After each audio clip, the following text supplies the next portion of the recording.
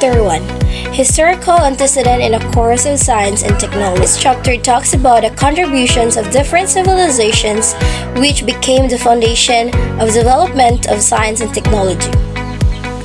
Different inventions were also tackled in this chapter, in which in ancient times they created a writing system where in Sumerian it is called a cuneiform. In Egyptian civilization it is called hieroglyphics. They also created the ziggurat of Ur. It is the mountain of God. While in Babylonian civilization they created a hanging garden, in which up until now there is still no physical evidence that it truly exists.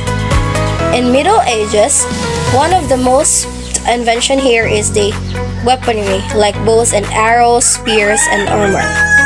Since during this time war is very prevalent. They also invent for navigation a telescope and mass production. In modern times, they invented the telephone. It is a faster way of communication during this time. Lastly, a Philippine invention.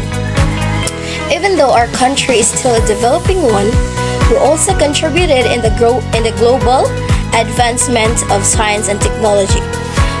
Chapter 2: Intellectual Revolution. In this chapter, it is all about new ideas, discoveries that changes the way people think. This includes Copernican revolution. Introduces the theory of heliocentrism, where the sun is the center of the solar system. The Darwinian revolution introduces the theory of evolution, explaining that species changes over time through natural selection. Freudian revolution introduces the three concepts of psychoanalysis: the id, our immediate satisfaction; the ego, the one who balances the id and superego; and superego, our moral values. Chapter 3: Science, Technology, and Nation Building. It includes the pre-colonial, the colonial, and the post-colonial period. Pre-colonial period, it is before the arrival of Spanish. Philippines had great scientific and technological growth. Indigenous people has their own expertise in agriculture, medicine, and navigation. Colonial period, it has two colonial period, which is the Spanish and American. Spanish has their own great contribution in the Philippines, which is the Christianity, the establishment of churches and cathedrals. And American, their great contribution is the establishment of Bureau of Science and Technology, schools, and universities. While in post-colonial period, it is after the World War II, their greatest contribution is the establishment of research and the expansion of education. 4. Human flourishing in science and technology.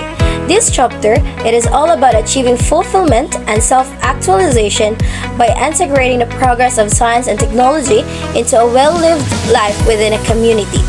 It is also important to acknowledge the significance of a technology, because it can lead us to a more profound understanding of ourselves and the world. As Heidegger said, questioning is a piety of thought. By embracing this mindset, we can create a way towards knowing who we are. Chapter 5: Human Flourishing as Reflected in Progress and Development. This chapter, it is all about shifting the focus from economic growth into a more holistic view of human well-being, including self-actualization, happiness, or eudaimonia.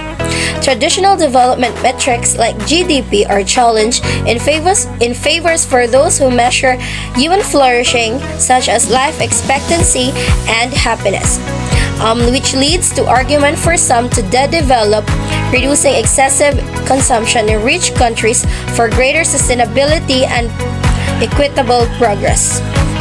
Chapter 6: The Good Life. The Nicomachean Ethics and Modern Concepts. The good life in Nicomachean ethics is achieving eudaimonia, or human flourishing, by living virtuously through rational activity. In modern concepts, the good life often focus on well-being, purpose, and a balance of virtues, though they are debated and sometimes conflicted. Aristotle argued that eudaimonia is the ultimate good. A sustained by developing intellectual and moral virtues, found in the golden mean between extremes, and his lifelong pursuit.